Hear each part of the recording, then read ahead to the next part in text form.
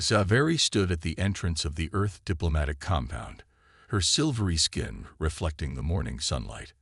Her 4 eyes narrowed as she watched humans hurry past, each of them giving her curious glances. She hated those looks.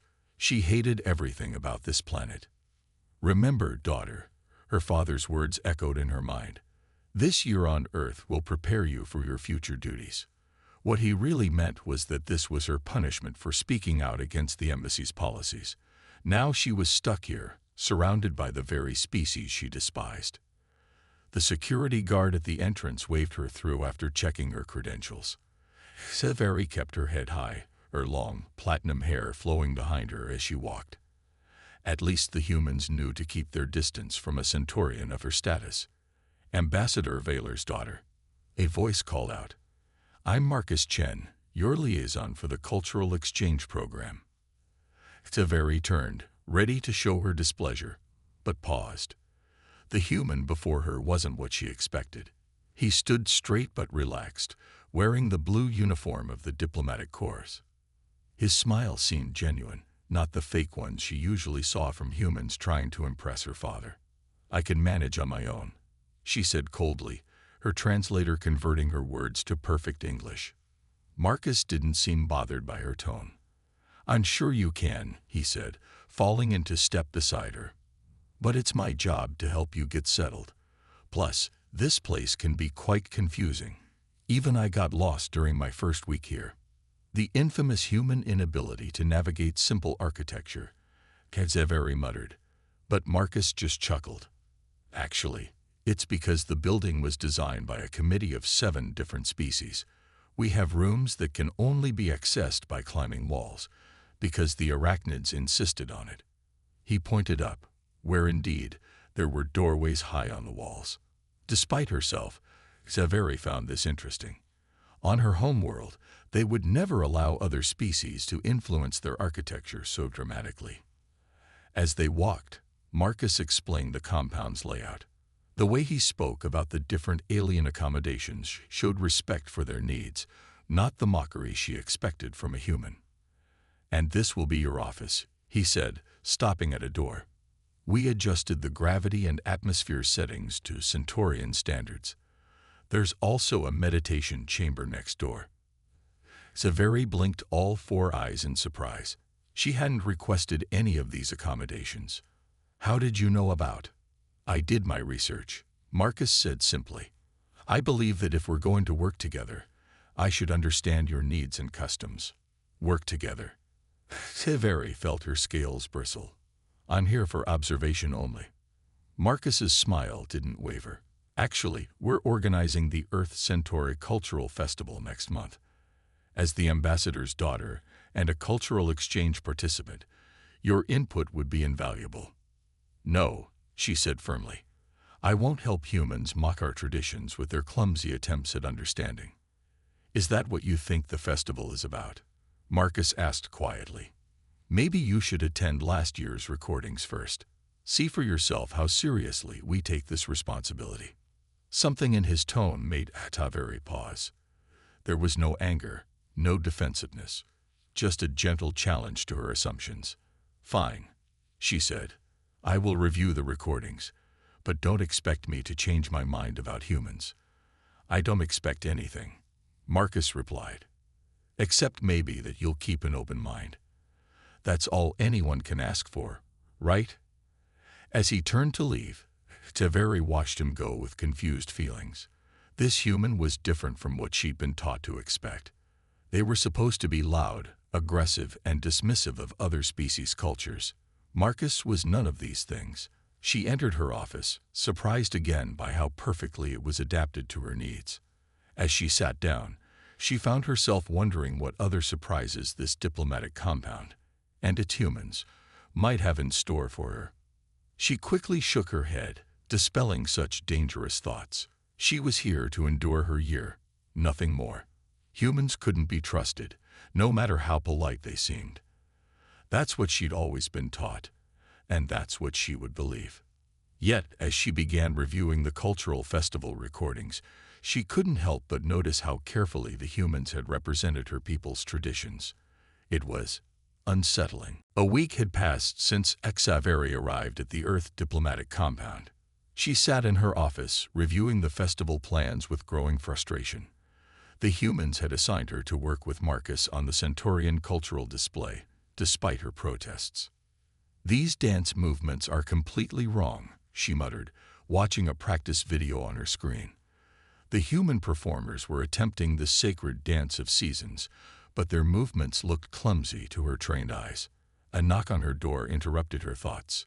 Marcus entered, carrying 2 cups of something steaming. "I brought you some tea," he said. "It's made from Centaurian frost flowers. The botanical department grows them here." Severi's 4 eyes widened in surprise. Frost flowers were difficult to grow outside her homeworld. She accepted the cup cautiously, took a sip, and was shocked to find it perfectly prepared. "How did you learn to make it properly?" Marcus smiled. "I spent 3 months learning from the compound's Centaurian chef. He's very particular about tea ceremonies." Before she could respond, alarms started blaring in the corridor. 2 alien diplomats, a Vexillian and a Traxian, were shouting at each other near the main hall. Their translator devices sparked with the intensity of their words. "You dare call our sacred artifacts decorative trinkets?" The Vexillian ambassador roared, his spine ridges flaring red with anger. The Traxian diplomat's tentacles were writhing. "I merely suggested sharing display space in the festival. Our cultures have similar artistic values." Severi watched, expecting the typical human response, calling security to forcefully separate them. Instead, Marcus walked calmly between the 2 aliens. "Ambassadors," he said cheerfully, "I've been studying both your cultures, and there's something fascinating I'd love your opinion on." He pulled out his tablet, showing them something Severi couldn't see. Both aliens leaned in, momentarily distracted from their anger. "Did you know that both your peoples independently developed nearly identical symbols for peace?" Marcus continued, "the circular pattern with 3 extending rays. Though, of course, Vexillians see it as representing the 3 moons of unity, while Traxians interpret it as the 3 paths of wisdom." The aliens' anger visibly deflated as they studied the images. Soon, they were discussing the similarities in their cultural symbols, their previous argument forgotten. Later that afternoon, Severi found Marcus in the compound's garden. To her astonishment, he sat in the traditional Centaurian meditation pose, his eyes closed and his breathing measured. "You practice our meditation?" she asked, unable to hide her curiosity. Marcus opened his eyes slowly. "I find it helps me understand different perspectives better. Your people believe that true understanding comes from stillness, right?" "Yes," Severi said slowly, "but most humans find our meditation too boring. They lack the patience for it." "Maybe some do," Marcus agreed. "But humans are diverse. We're not all the same, just like not all Centaurians are the same. Isn't that what this festival is really about? Finding our common ground while celebrating our differences." Severi sat down beside him, maintaining proper distance. "Earlier, with the ambassadors, how did you know about their cultural symbols?" "I study all the species I work with," Marcus said simply. "It's the least I can do to show respect.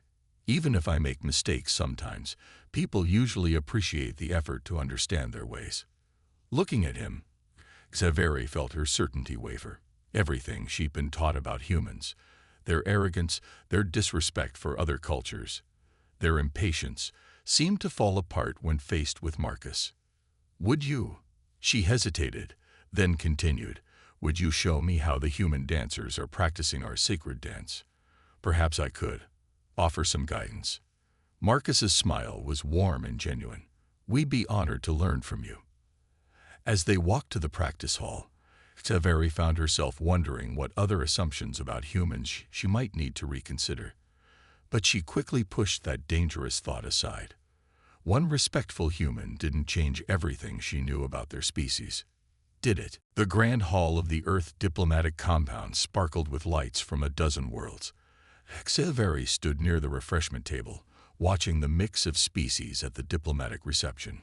Her father, The Centaurian ambassador was speaking with Earth officials across the room. 2 weeks of working with Marcus on the festival had left her confused.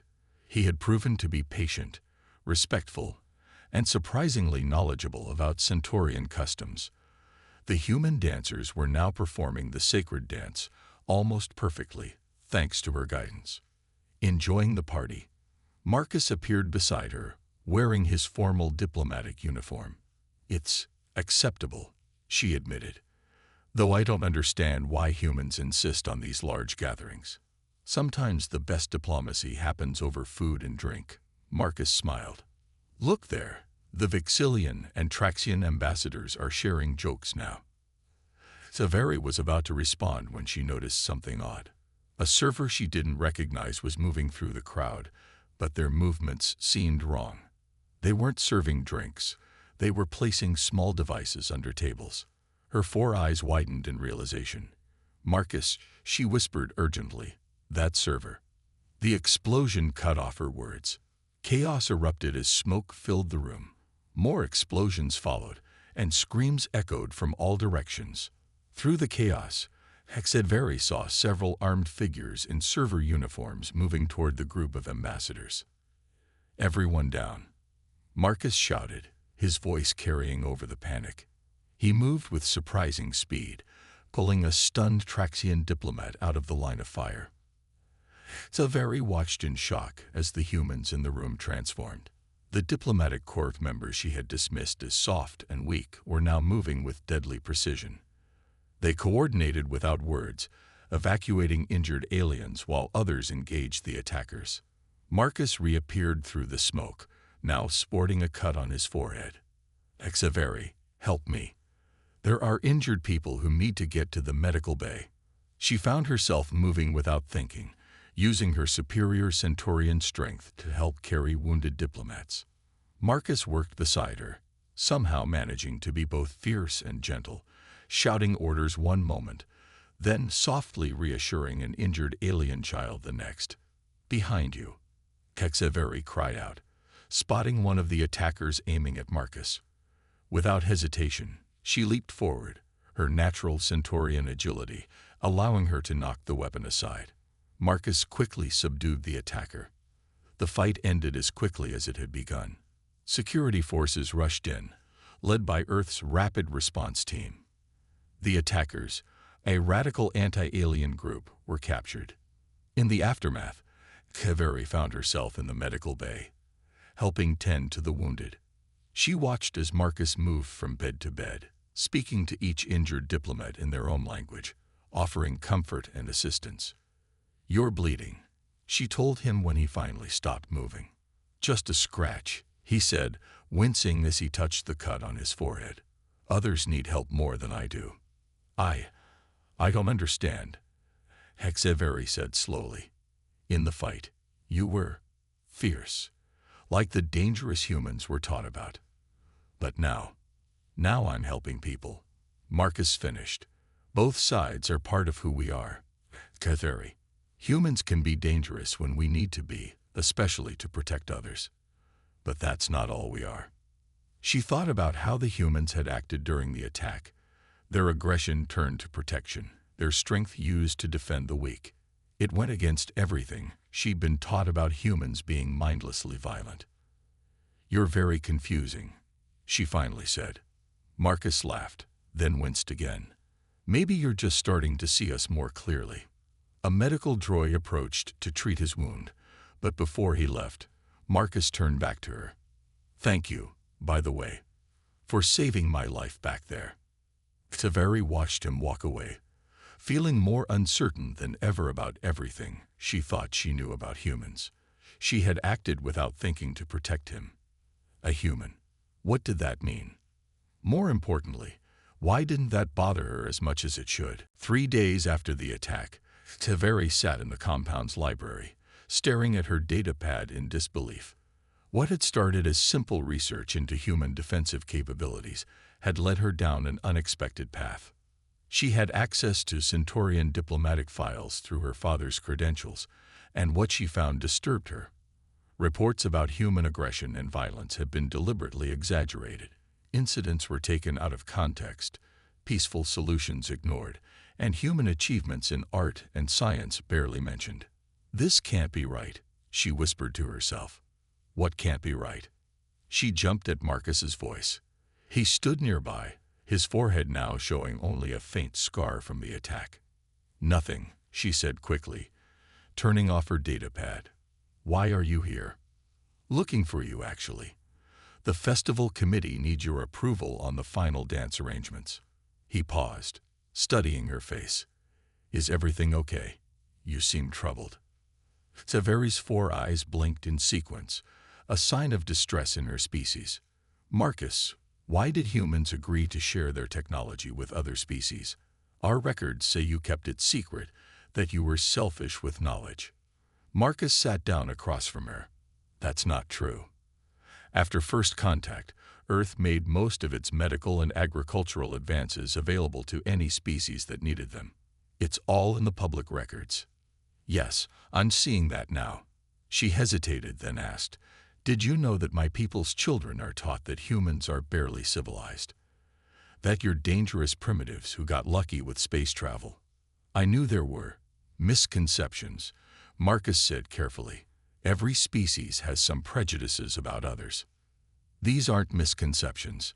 HFY's voice rose. "These are lies. Deliberate lies." She pushed her datapad toward him, showing report after report that had been altered to paint humans in the worst possible light. Marcus looked at the documents but didn't seem surprised. "Why do you think your government would do this?" "Because," HFY stopped, remembering more things she'd read. "Because humans adapt too quickly. You learn, change, and grow faster than any other species. Some of our leaders think that makes you a threat." "And what do you think?" Marcus asked quietly. HFY stood up and began pacing. "I don't know what to think anymore. Last week, I saw humans fight like warriors, and then tend to the wounded like healers. I've watched you learn our sacred dances in days when it takes Centaurian children years. You practice our meditation, speak our language, respect our customs. And does that make us more threatening, or just different?" Marcus's question was gentle. Before she could answer, 2 other Centaurian diplomats entered the library. They stopped when they saw her with Marcus. "Ambassador Vaylor's daughter," one said coldly, "consorting with humans again. Your father won't be pleased." Something snapped inside HFY. "My father should be pleased that I'm doing my job, learning about other species. Or is that only acceptable when we're proving our prejudices right?" The diplomats stared at her in shock. Even Marcus looked surprised. "You sound like you've been corrupted by human thinking," the second diplomat said. "No," HFY replied firmly. "I sound like someone who's finally thinking for herself." After the diplomats left, Marcus stood quietly beside her. "That was brave. That was terrifying," she corrected. "I've never spoken against my own people before. But I couldn't stay silent. Not when I know the truth now." "Truth can be dangerous," Marcus said softly. "Yes," HFY agreed, looking at him. "Especially when it changes everything you thought you knew." As they walked together to the festival committee meeting, HFY realized something that scared her even more than standing up to her fellow Centaurians. She was starting to see humans, or at least one human, in a completely new light. And that changed everything. The emergency alert woke HFY in the middle of the night. A human colony on Mars had sent out a distress signal. Their dome was cracking, and they needed immediate evacuation. She wasn't sure why she rushed to the emergency response center. She had no obligation to help humans, but something pushed her forward. When she arrived, she found Marcus already there, helping coordinate rescue teams. HFY. He looked surprised to see her. "You don't have to be here." She hesitated. "I want to help." The situation was dire. The dome protecting the colony was failing faster than expected, and there were over 300 people to evacuate, including many children. Some ships were too far away to reach the colony in time. "The Centaurian embassy has faster ships," HFY said suddenly. They can reach Mars in half the time of Earth vessels. Marcus looked at her. Your father would never. I don't need his permission, she interrupted. I have access codes to request emergency use of the ships. It's my right as a diplomatic family member. Minutes later, they were aboard a Centaurian vessel, racing toward Mars.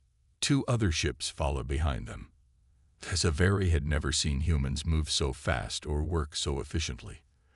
There was no panic, just focused determination. When they reached the colony, the scene was chaotic. The dome had multiple cracks, and the Martian atmosphere was seeping in. Families rushed toward the rescue ships, carrying whatever they could. There's a group trapped in the science wing, someone shouted. The corridor collapsed. Marcus immediately headed toward the damaged section. Xaveri found herself following him without thinking. They found 5 humans and a young Centaurian child trapped behind fallen debris. The Centaurian was a scientist's daughter, part of a research exchange program. The gap is too small for adults, one of the trapped humans said, but the girl might fit through. The young Centaurian looked terrified. Xaveri spoke to her in their native language, trying to calm her. Meanwhile, Marcus examined the debris. If we can lift that beam, he said, pointing, we can make a bigger gap, but it's heavy. Xaveri moved beside him. Centaurians are stronger than humans. I can help. Together, they strained against the beam. Xaveri's superior strength combined with Marcus's leverage techniques slowly moved the debris. The gap widened enough for people to squeeze through. Go! Marcus shouted to the trapped group.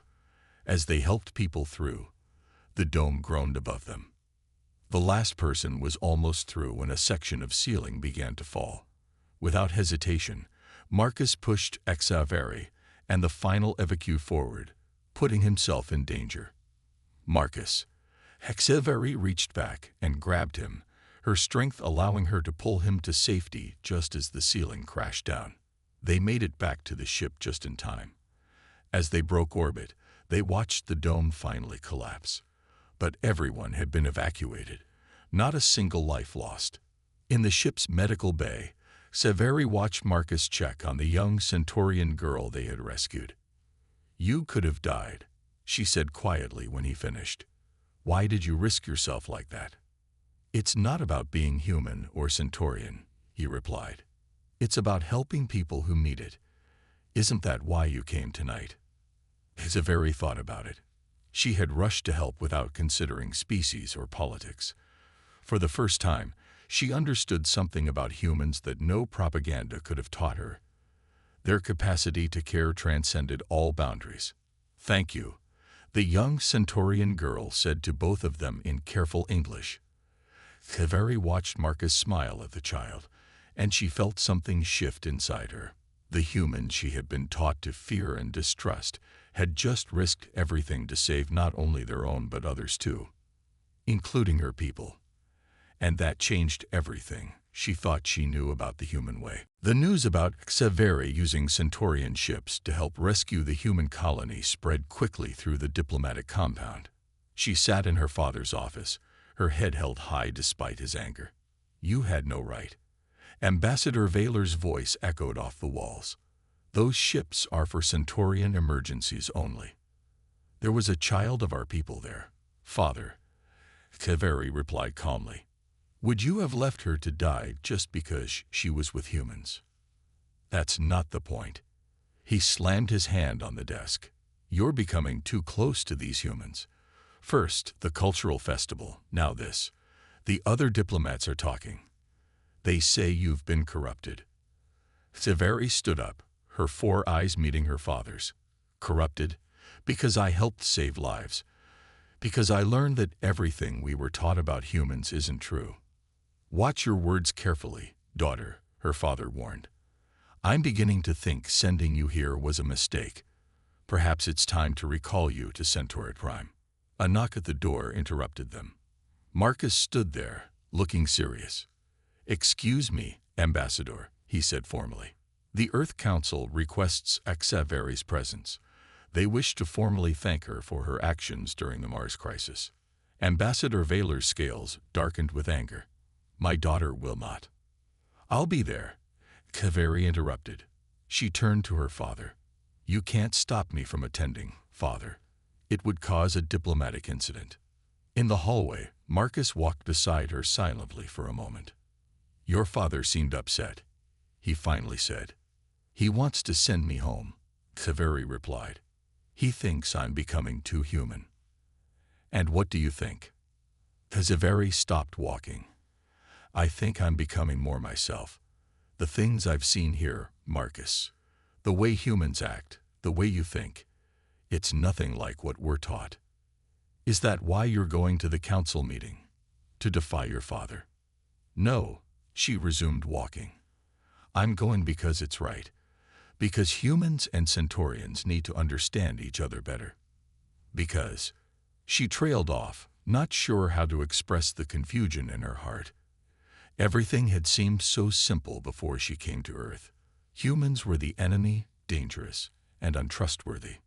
Now, the council chamber was packed with representatives from various species. As Kaveri entered, she saw the young Centaurian girl she had helped rescue sitting with her parents. The Earth Council president spoke about cooperation between species, about breaking down barriers. Then she called Kaveri forward. Your actions remind us that in times of crisis, we are not humans or Centaurians or any other species. We are simply people helping people, the president said. We hope this marks a new chapter in human-Centaurian relations. Kaveri stepped up to speak. She saw her father enter the back of the room, his expression dark. On my world, she began, we teach our children that humans are dangerous, that they can't be trusted. But since coming here, I've learned something different. I've seen humans show kindness, respect, and courage. I've seen them learn our ways and honor our traditions. Yes, humans can be dangerous, but only to protect those who need protection. She took a deep breath. If we want real peace between our peoples, we must stop teaching hatred and start teaching truth. I'm proud I helped save those colonists. I would do it again. Not because they were humans or because there was a Centaurian child among them, but because it was right. The chamber erupted in applause. The young Centaurian girl ran forward and hugged her. Over the child's head, Kaveri saw her father leave the room. Later, she found a message on her datapad. She had been officially recalled to Centauri Prime. What will you do? Marcus asked when she told him. Kaveri looked at him, feeling stronger than she ever had. I'm going to fight it. Some things are worth fighting for. Like the truth, like change, like the understanding growing between their peoples. Was supposed to board a ship back to Centauri Prime. Her father had made the arrangements despite her protests. As she walked through the quiet compound gardens, she noticed a light in the library. Strange. No one was usually there this late. She found Marcus inside, surrounded by data pads and screens. He looked up when she entered. I was just coming to find you, he said, his face serious. You need to see this. What he showed her made her scales turn pale. There were secret communications, hidden financial records, and classified reports, all pointing to one terrible truth. Her father had helped create the anti-human propaganda campaign. He didn't just spread lies, Kaveri whispered, reading through the documents. He helped plan the attack at the reception, his own diplomatic event. The attack was meant to fail, Marcus explained, to prove that humans were dangerous and couldn't be trusted to protect other species. But the security response proved the opposite. Kaveri felt sick. How did you find this? After your speech to the council, some Centaurian diplomats who disagreed with your father came to us. They'd been gathering evidence for years. A noise at the door made them both turn. Ambassador Valer stood there, his scales dark with rage. So, he said coldly, you've discovered our little secret. 2 security guards, Centaurians loyal to him, stepped in behind him. Why, father? Kaveri demanded. Why create such hatred between our peoples? Because humans are dangerous, Not because they're violent, but because they're different. They change too fast.